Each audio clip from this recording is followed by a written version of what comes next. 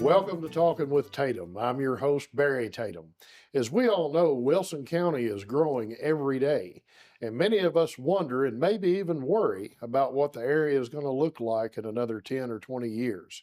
Here to talk about all things planning is Tom Brashear, Director of Development Services for Wilson County. Tom, thanks for joining us. Thank you. How are you, Barry? Well, I'm doing well, and we've known each other for a long time, and I struggle with saying Director of Development Services because I've known you for a lot longer as the county planner. Oh, absolutely. But the county planning job has grown just like Wilson County's growing. So, what is Development Services for Wilson County? That's a fairly new umbrella title for different areas. Relatively new. I started with Wilson County in 2001 as the, I think at the time, county planner, and at some point my title became planning director. And about 2018, I became the director of development services, or development services director, however you want to say it. Right. And my role expanded to have a few other departments that I oversaw. One of those would be the codes department. There would be zoning, the stormwater department, which I'd actually had under my umbrella at least one other time in my tenure at the county. And I'm also the floodplain administrator for the county, and the planning function, which is my native department. Well, a lot of times the folks who are watching the channel here will see public meetings, and one of the things that they have is the Planning Commission and Board of Zoning Appeals. Yes. You're kind of the ringmaster. Yeah. Or Let me apologize to the public for my. Well, tell us a little bit, and I know a little bit about your background, but you said you've been here since the early mid 2000s. Where did Tom Brashear grow up? I was born in Lexington, Kentucky, but I grew up from about the time I was 9 on in West Wilson County. Grew up in Springmont subdivision, if any of the audience knows where that is, just before you get over past Shiloh into Davidson County. Right. And went to Mount Juliet High School, graduated in 1989, went away to Auburn University and got a landscape architecture degree, went to Memphis and got a planning degree, and came back here because my wife, who went to the University of Alabama and then Trinity for a graduate degree, came back to Middle Tennessee for a job as a vice president in healthcare. And since then, she's changed careers, and she's now a third grade teacher. So, but your career stayed pretty well in your field of study. In my field of study, yes. I started in Hendersonville, worked there for about 5 or 6 years, and then migrated over here. Now, when you were growing up, going to Mount Juliet schools in Mount Juliet, and graduating, you said in '89 from Mount Juliet High School. Had you had your eyes set on government planning or engineering, or what was Tom Brashear seeing in his future at that? Well, I was particularly interested in at the time in urban and environmental design. Don't do a whole lot of urban design here, a little bit in Watertown, but because it is a big metropolis, as you well know. Yes, yes. But don't even recognize it anymore. and yes, I did kind of have my sight set on being involved in a government role where I could more or less be a public servant. Right. So, and and there's so many different ways you can serve in public office. Yes, absolutely. Like you are. And some of them are immediate, like responding to a fire or a traffic accident. Some of them are more long term that you have, but planning is something that impacts the oldest and the youngest in all of our communities. So Yes. when you were, was there anything in your what piqued your interest? Was there some seminal moment growing up, or did you have a family member or a friend that did this kind of work, or what was how did you become aware that there was even a need for urban planning? Well, my father was an architect, and I liked what he did. I liked the camaraderie and the teamwork that he worked in the private sector. But still, he had a team he worked with. I thought that was neat. But I had a penchant for the outdoors and trees and things like that. So that's where I got into my landscape architectural interest. But I suppose what interested me in land development or planning Really has to do with growth that was occurring at the time I was growing up. As I said, I grew up in Springmont subdivision. The back portions of Langford Farms Hmm. subdivision were being developed at that time, and I watched, some of the fields that me and my neighborhood mates played in slowly get transitioned over into streets and cul-de-sacs and houses, and we chose to find ways to play in those too. Yeah. But uh, but it was interesting to me to kind of watch that transition occur, and some of it with a little bit of regret, because Yeah. the areas I enjoyed playing in were now somebody's backyard. But Yeah. Well, you go through there now and you think, well, we used to yeah, play ball there, or I hmm, shot a rabbit there, or killed my first deer. And absolutely. that's in somebody's yard or swimming pool now. Yes. Now, how did you settle on Auburn University? Um, well, that's an interesting story. I just found them very polite at my. They had something back in the day called college fairs, and I went to a college fair, and I was just very impressed with the people there, Right. and went there, and uh, turned out it was a great place for me to be. It is truly the loveliest village on the plains, and it's a great place to attend school and everything else. Now, your wife went to the She University of she went to Alabama. she went to She couldn't that get other it. school on the far northeast side of the state. She couldn't get into Auburn. And Is yeah, that what you're that's saying? right. That's right. So, That's right. so Absolutely. yeah. Well, how did y'all meet? And my son went to Ole Miss and just graduated with a degree in accounting No. uh, and master's degree in accounting. And my daughter is at the University of Alabama Okay. because they gave her a lot of money to go there. So Well, I that think that that's a does make it. Money does talk, doesn't yes. it? How did you and your wife meet? We actually worked at Opryland together When you were in in high food school? service when we were in high school, and she didn't like me much then. But Really? yeah, over time we Did both she went to ever high tell school you what together. was not to like? Yeah, yeah, we went to high school together, and she didn't like who I ran with, and uh, she was uh, she was a good person, and the more I got to know her, the more I guess I grew on her, Yeah. and and so she accepted me, and she's kind of kept me in line over the years. So And you mentioned something there, working at Opryland. yep, Uh, Kids today don't know what Opryland was. no, unfortunately they don't. Yeah, I it was the great thing in it, Nashville. I it hate was to have seen it left it was a leave. great place for a first job. Yeah.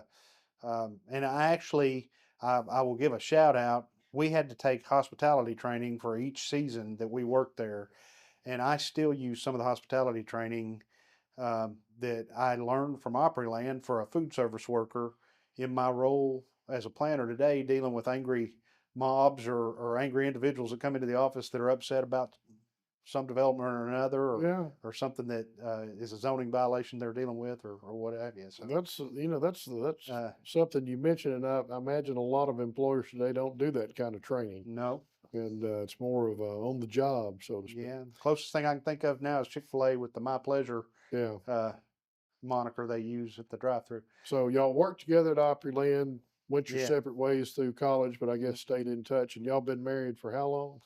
Oh, you put me on the spot. 20, We can 28, edit 28 this. years. 28 Yeah, years, and two children, son and two daughter. children. Hmm. All right. And Both graduated from Lebanon High School, and again, Lebanon High School. The school system was good to them as it was to Nicole and I. They came out of there with good grades and good opportunities. well, it's we've got a fantastic school system here. A lot of really dedicated classroom teachers and administrators, and the numbers reflect that in the test scores and Absolutely. the accomplishments our kids have. There may be a future Tom Brashear in one of our classes, and Yes, Judge Tatum somewhere in one of our classes in there. Maybe then I don't know if they could improve in your case, but I know they could improve in absolutely. mine. But you went to work, came back to Tennessee. Wife Mhm. had a job here, and you said you worked in Hendersonville for a while. Yeah. Private Yes, sir. sector or public? No, public sector. I started out as a staff planner and did some design review of landscape plans and things like that for their commercial site plans, Mm-hmm. as well as some of their park improvements. Um, while I was working with Hendersonville before I became the planning director there for a short period of time. I was interim for, I don't know, 6 or 7 months, and then I was planning director for 6 or 7 months before making the jump over here. And that was an area, if I'm doing it math in my head right, that was kind of mid to latter part of the 90s that you were over Yeah, there. 96 to 2001. And that was a fairly Mhm. growing period for Hendersonville, at least in the Indian Lake area and moving Yes, up sir. towards. So you were involved in that. In the first portions of Indian Lake, Yeah. yes, to about the mid portions of it. Yeah. And then how did you wind up in Wilson County? What was first job here as planner? Yes, I was the planner for Wilson County, and um, just kind of put my head down and started to work, Okay. and started looking around and um, looking at kind of what I felt like our needs were from a planning perspective, both in terms of development, but also in terms of internally what we may need to be better able to accommodate the growth that it was even obvious then you could foresee coming to Middle Tennessee. So you could look down the road and maybe see something that was happening that we weren't, as regular citizens out in the public, didn't Ye- have that inside knowledge. We didn't see it Yes, coming.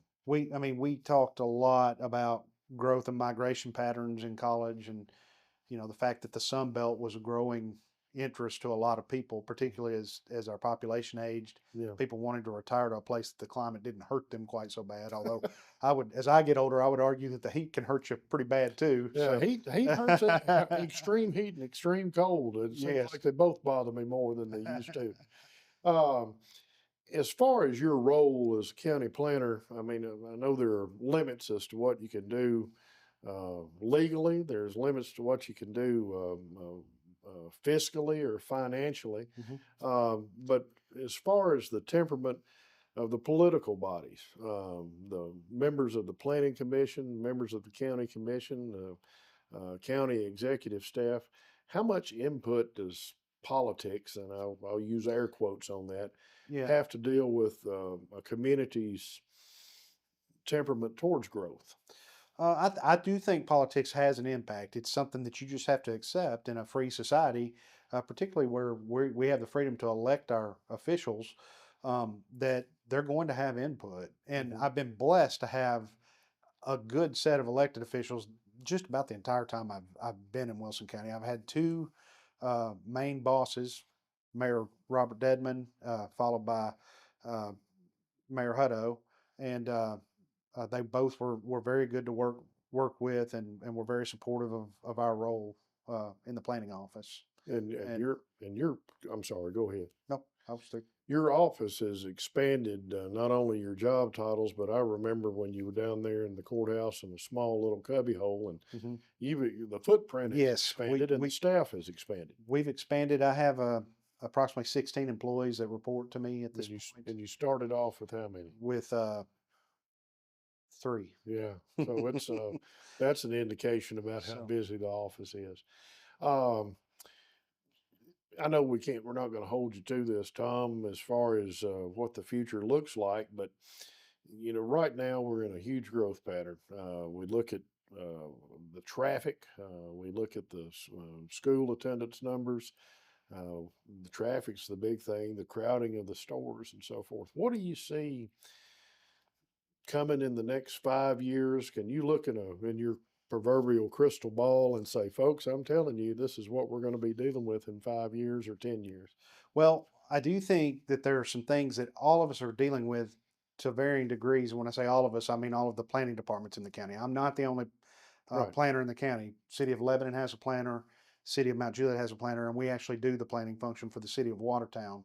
Um, but in terms of some issues, while we have a lot of young people moving here for the schools, or their parents are moving here for the schools, Right.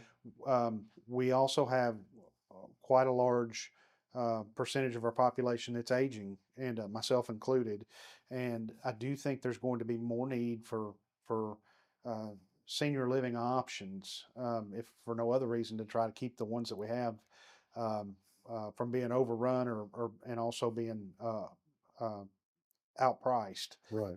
That kind of goes in with housing affordability across the board. We talked about this in one of our committees about the land use plan yesterday, and you kind of came to a conclusion that affordable housing is an issue nationwide, but also here. But it may be more easily tackled amongst the cities where we do have the infrastructure to support things like apartment complexes, things of that nature, and as well as condominium complexes. Whereas out in the county, we're predominantly a low density residential pattern. Hmm. One thing to look out for also is there's a term in planning circles called urban sprawl. I'm sure you've heard of it.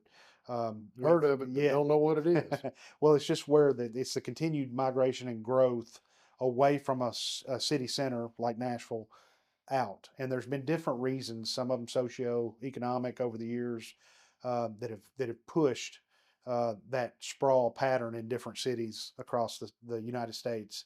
But one of the things that's pushing that sprawl pattern, among other things, right now, that's I think pretty primary, is housing prices.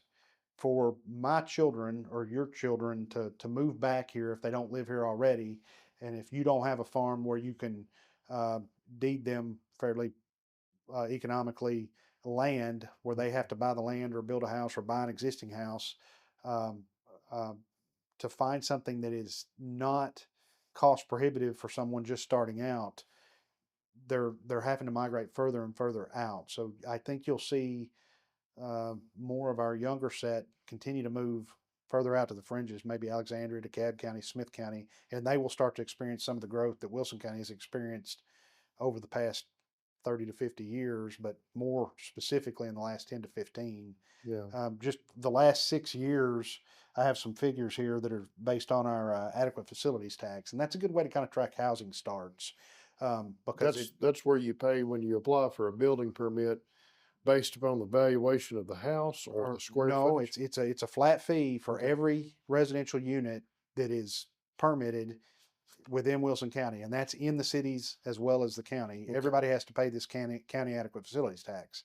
The cities also have some impact fees or impact fee type tools that they also charge, but keeping track of the adequate facilities tax is a countywide measure of how much Okay. growth we've gotten on any given fiscal year. Okay. And over the last 6.167 years, which is about 6 years and 2 months or something, ending in August, I think, um, we've had 15,465 housing starts that are not represented by replacement houses, like where somebody had a fire or they're replacing a double wide or a residence. That's that's These are countywide. that's countywide. Those are new houses. They're new condominiums, new apartment complex units by unit. Each one of those is charged a $5,000 fee, um, that goes to fund capital projects, and that has helped us not have to raise taxes all the time for new schools and things because we've been able to use that one-time fee to,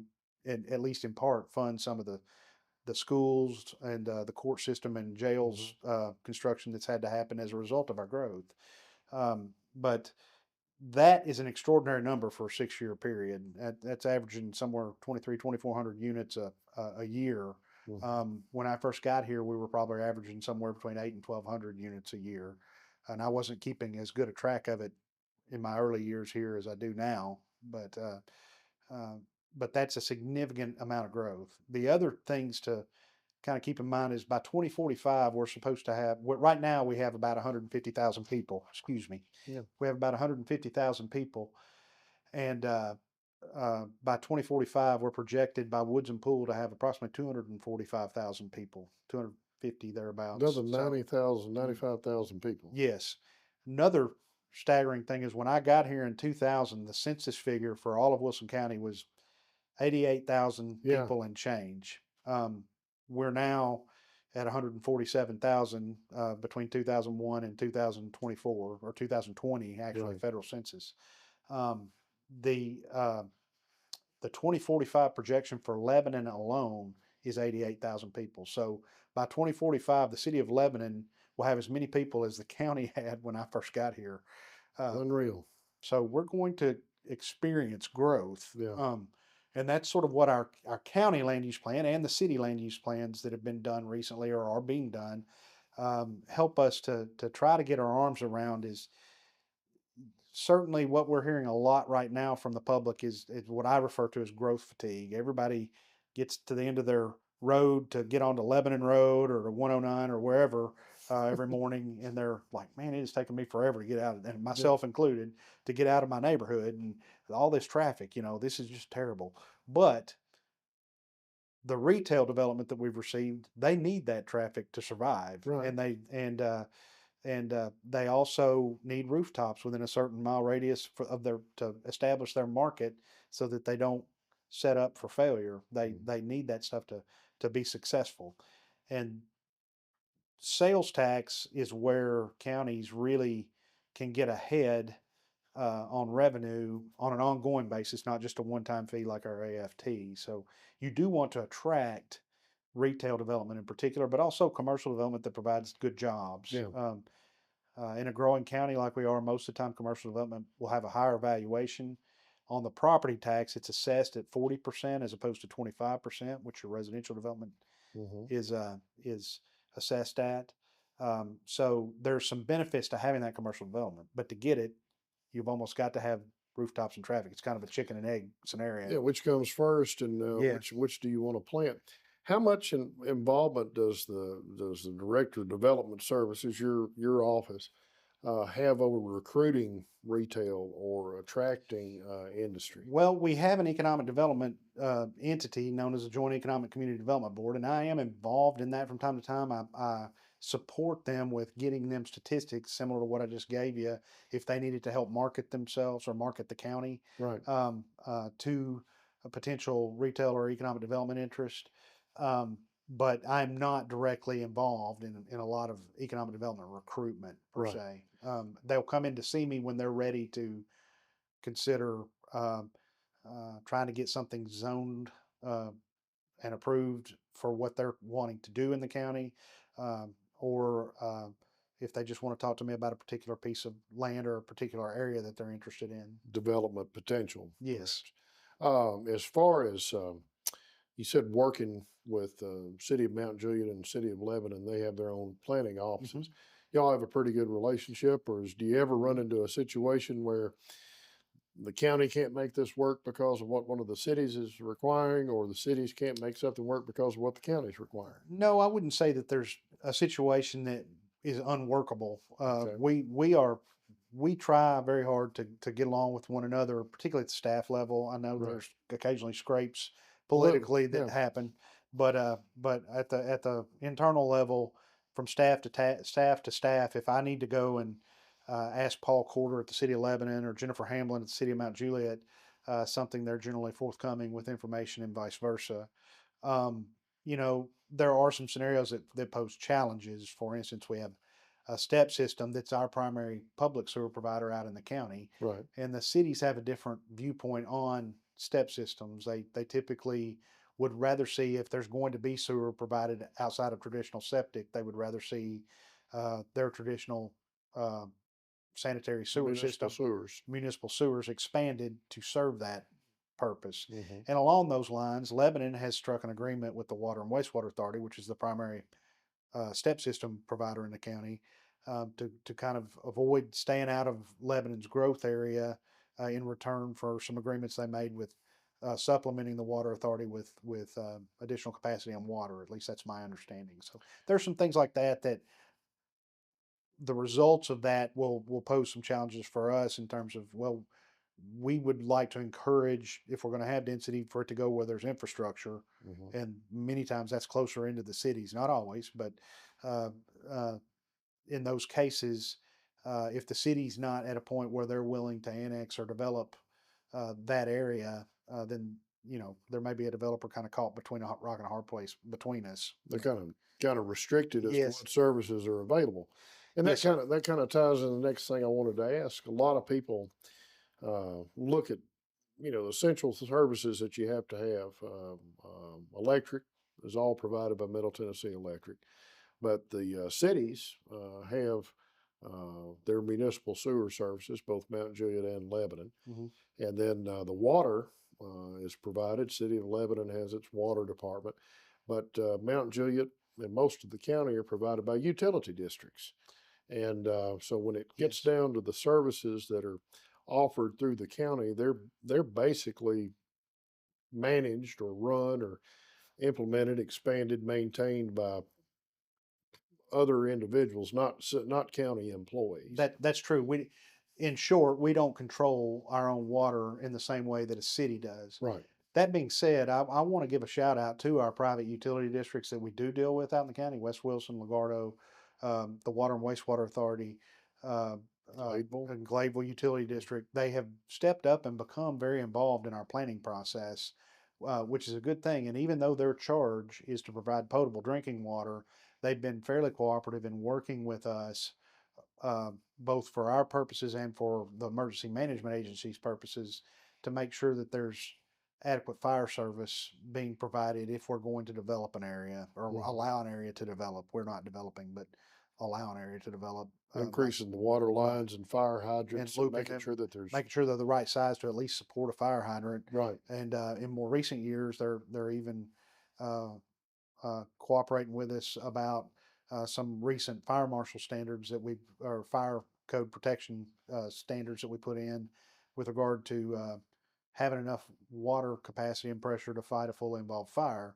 Um, if the water's not there, there are some other options. The developer could choose to sprinkle or things like that that they may be able to do with less pressure and less Right. capacity. Um, but in large part, with us adopting a, a local fire marshal and adopting the subsequent regulations that he would enforce, that's really moved us forward too in terms of making sure that we're developing in an adequate way. But and as far as again, we've touched on this a couple of times about traffic. One service the county does provide, we have a road commission. Yes. That's county employees who maintain and build roads, build new bridges and so forth. And I'm sure you remember it. I know I do. Well, it hasn't been that long ago. We still had gravel roads in the county, Yes. and the ones that weren't graveled were oil and chip. We called Well, a lot of people still enjoy going down Tate Lane for the thrill in Mount Juliet, but since that's part of the county I grew up on, it. I can remember when it was gravel. Yeah, it was like a Dukes of It's paved. Hazzard It's paved paved back now. there. Yeah, Yes. and it's still about a lane and a quarter wide in places down Yes. there.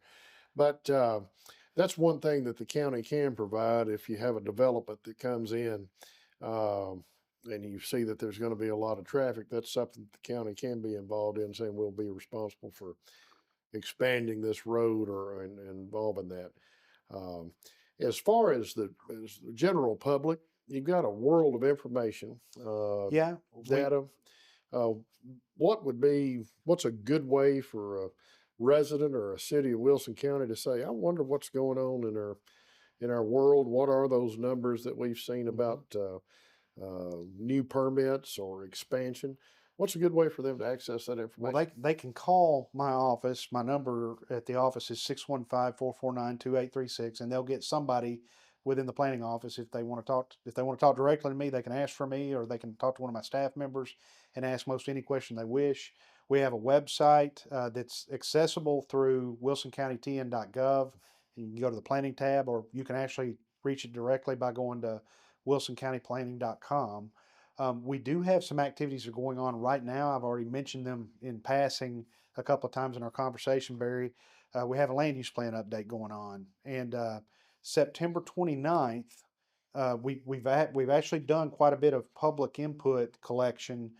We had several public meetings at schools across the county back in 2022 when we started this process. We had to take a little bit of a hiatus for some negotiations to occur between Mount Juliet, Lebanon, Wilson County, and Watertown about where growth boundaries and planning regions were going to be established. Once that got settled, we got back on the horse and started back with our land use plan process this spring. And to that end, we've had a survey that's available at the website that I mentioned, wilsoncountyplanning.com or wilsoncountytn.gov, and go to planning. And we're about at the point where we're going to sort of roll out what we've heard loud and clear from the public. I've already mentioned one term, so growth fatigue. That's Right. something we're all battling. But we're having a meeting at Cumberland University at Alumni Hall on October 29th from 5:30 to 7:30, whereby there'll be a panel of guest speakers that will be asked about different things that we heard from the public that may be issues that the public wants us to look at. They may be anything from agricultural and farmland preservation to infrastructure needs, to making sure that we've got a viable plan for where we're going to put different types of development in the county, and making sure we have economic development corridors or areas that we're going to encourage such things in, as opposed to trying to preserve maybe some of our agricultural heritage in other parts of the county. Right. Um, so that meeting will happen at Cumberland, and then in November, No charge for that. yes, no Oh, charge, and and then in November we're going to again go on sort of a road tour through several of the schools in the county, um, for either 4 or 5 meetings in the evening, whereby we're going to lay out different scenarios or development patterns that could direct sort of how we choose to draft this plan. Do people want to see small villages and nothing in between? Do they want to see spoke and wheel pattern where you got Lebanon and Mount Juliet as city centers, and then you got development down the main corridors out to villages?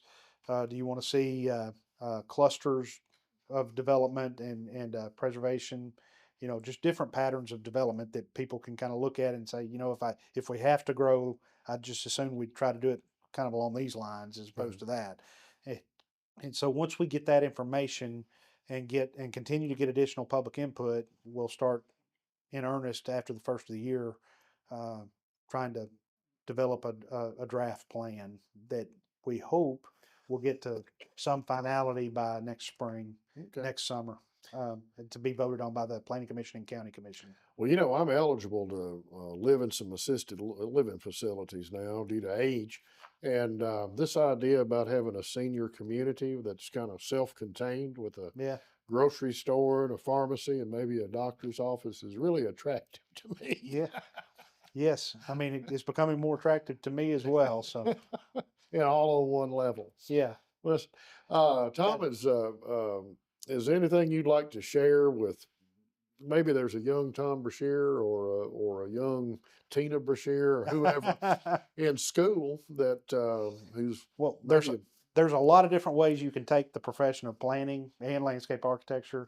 At this point, there's geographic information systems, which we haven't even mentioned, but that has really helped my professional development and professional career, even though I am no GIS operator. And yeah my GIS operator, Julie Hooper, will be quick to tell you that I'm a button pusher and it drives her crazy. yeah But that that software can do a myriad of things that help us analyze things that would have taken us days, weeks, and months to put together uh, when I was in school. There was a right gentleman called Ian McCard that really believed in getting like all your environmentally sensitive areas and putting them on trace paper, and then getting all of your development and putting it on trace paper, and then getting all of your commercial areas and putting them on trace paper, and then overlaying them and seeing where they met and yeah.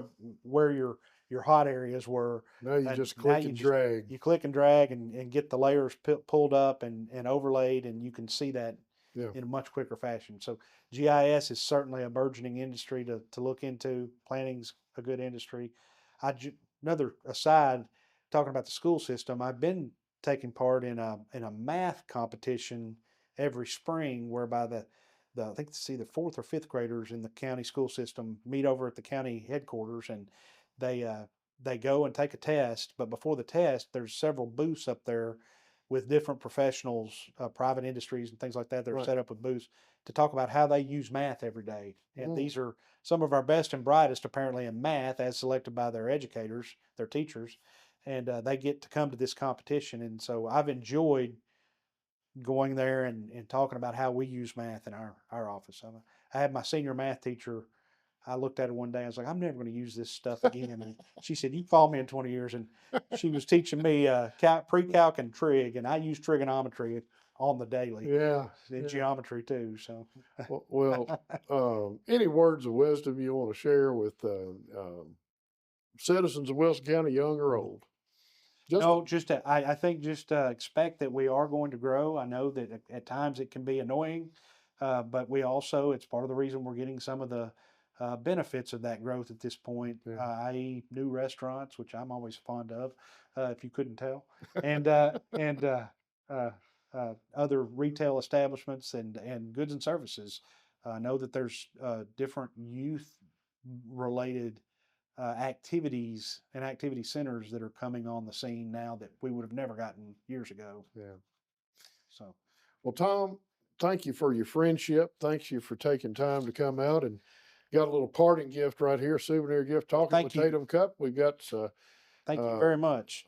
screen wiper in there and a little mouse pad and maybe some other little gadgets. All right. Well, thank And you.